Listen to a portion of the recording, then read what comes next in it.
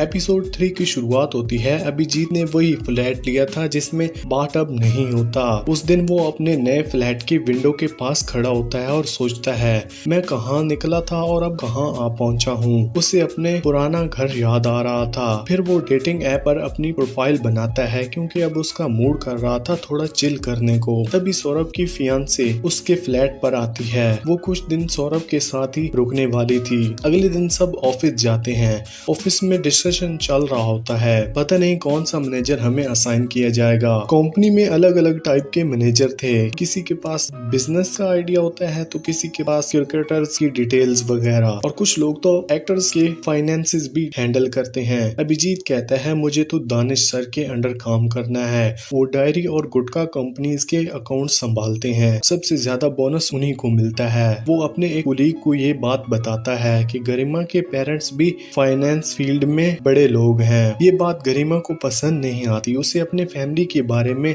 Public में बात करना अच्छा नहीं लगता। तभी सुमिता जो मैनेजर है वो आती है और कहती है, आज इंटरनेशनल क्लाइंट्स आ रहे हैं, मुझे 6 लोगों की जरूरत है कंपनी को रिप्रेजेंट करने के लिए। वो अच्छे दिखने वाले 6 लोगों को सिलेक्ट कर लेती है, अभिजीत को सिलेक्ट नहीं करती। अभिजीत को बहुत बुरा लगता है, सिर्फ कपड़ों की वजह से उसे सिलेक्ट नहीं किया गया। लंच टाइम पे अभिजीत और श्रुति जो दोनों सिलेक्ट नहीं हुए थे साथ में बैठकर बात करते हैं। श्रुति कहती है, दोनों ही मिडिल क्लास से हैं, इसलिए चांस नहीं मिला, हमें भी अपने आप को अपग्रेड करना होगा। फिर अभिजीत सीधा गरिमा के पास जाता है और कहता है, सॉरी इतने दिन लड़ता रहा, पर एक मुझे हेल्प चाहिए तुमसे। तुम सबसे स्टाइलिश हो यहाँ पर, मुझे भी फैशन सिखा दो। गरिमा रेडी हो जाती है और उससे बताती है स्टाइलिश बनने के लिए क्या क्या करना पड़ेगा। रात को गरिमा वॉशरूम जाती है तो देखती है कि श्रुति वहाँ अकेली बैठी है। गरिमा समझ जाती है कि श्रुति के पास रहने के लिए कोई जगह नहीं है, इसलिए वो उसे अपने फ्लैट में जगह देती है। अगले दिन गरिमा श्रुति से पूछती है, तुम्हारी प्रॉब्लम क्या है? श्रुति बताती है, मैं एक होटल में रह रही हूँ, पर वो 10 बजे के बाद बंद हो जाता है और मेरा फियांसे मनोज बहुत अलग सोच रखता है। मैंने उससे झूठ बोला है कि मैं मुंबई में स्कूल टीचर हूँ। अगर ये रिश्ता टूट गया तो मेरे माँ बाप का दिल भी टूट जाएगा। मेरा प्लान है कि मैं कुछ पैसे कमाकर तब शादी करूं। दूसरी तरफ अभिजीत सौरभ के कबर्ड में देखता है, उसके पास वो एक ब्रांडेड टी शर्ट है, तो वो सौरभ से